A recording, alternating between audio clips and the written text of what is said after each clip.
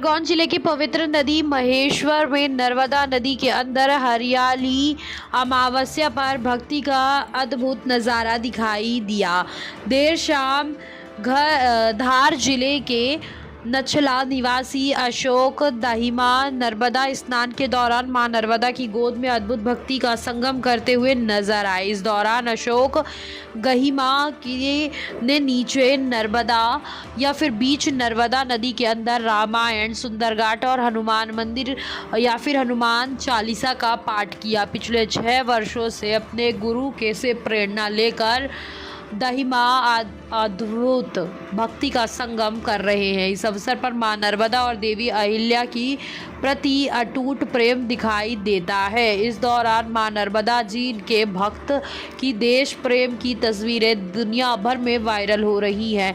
नर्मदा स्नान के दौरान अशोक दाहिमा राष्ट्रीय ध्वज को हाथ में लेकर नजर आए।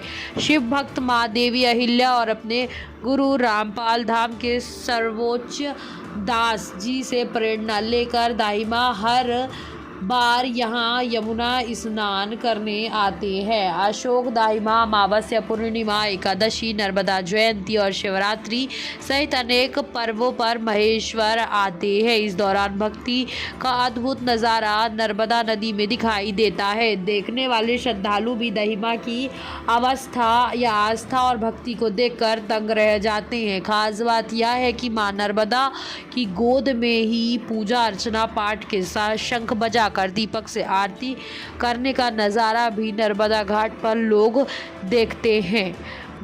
पाश्चात्य में अद्भुत दृश्य दिखाई देता है। इस दौरान अशोक दाहिमा मंत्रों के साथ पूजा भी करते हैं। कोरोना काल में अशोक दाहिमा नर्मदा नदी के लिए आते और माता की पूजन अर्चना कर साथ ही सुंदरकांड और रामायण का पाठ भी किया।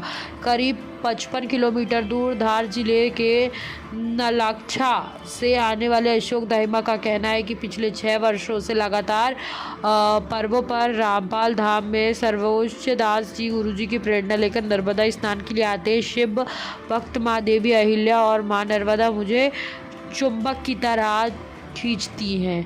आस्था और श्रद्धा के चलते मां नर्मदा और मां की गोद में ही उपासना कर नवरात्रि के दौरान रामायण पाठ भी करता हूँ। स्नान के दौरान मंत्र पूजन, हनुमान चालीसा और सुंदरकांड का पाठ करता हूँ।